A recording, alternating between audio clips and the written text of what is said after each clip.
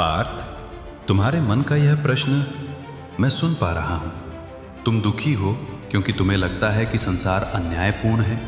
तुम देखते हो कि जो छल करते हैं वे महल बना रहे हैं, और तुम जो सत्य की राह पर चल रहे हो तुम्हें केवल ठोकरें मिल रही हैं। तुम्हारे भीतर से एक चीख निकलती है, हे माधव, मेरे साथ ही बुरा क्यों होता है। शांत हो जाओ सखे। आज मैं तुम्हें द कर्मा कोड के उस गुप्त पन्ने को पढ़कर सुनाऊंगा जिसे समझना हर किसी के वश की बात नहीं।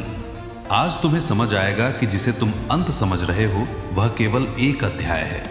सुनो पार्थ, तुम जीवन को केवल एक जन की खिड़की से देख रहे हो, जैसे तुम एक विशाल ग्रंथ का केवल एक पन्ना पढ़कर पूरी कहानी का न्याय करना चाहते हो।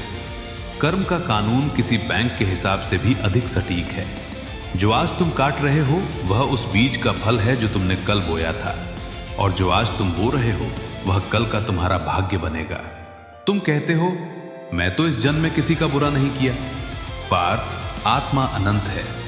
तुम्हारे वो कर्म जिन्हें तुम भूल चुके हो वे मुझे याद हैं। जैसे एक पिता अपने पुत्र के लिए संपत्ति और ऋण दोनों छोड़ता है, वैसे ही तुम्हारी आत्मा अपने पुराने कर्मों का बोझ साथ लेकर चलती है।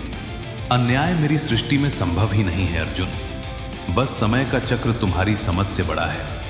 तो क्या तुम हाथ पर हाथ रखकर बैठ जाओगे? नहीं, यही द कर्मा कोड का असली रहस्य है।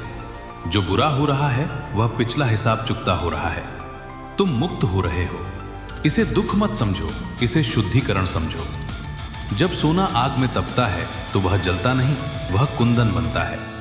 आज की तुम्हारी मेहनत, तुम्हारी ईमानदारी बेकार नहीं जाएगी। मैं देख रहा हूं, मेरा विधान देख रहा है। पार्थ, दुष्ट का महल रेत पर खड़ा है।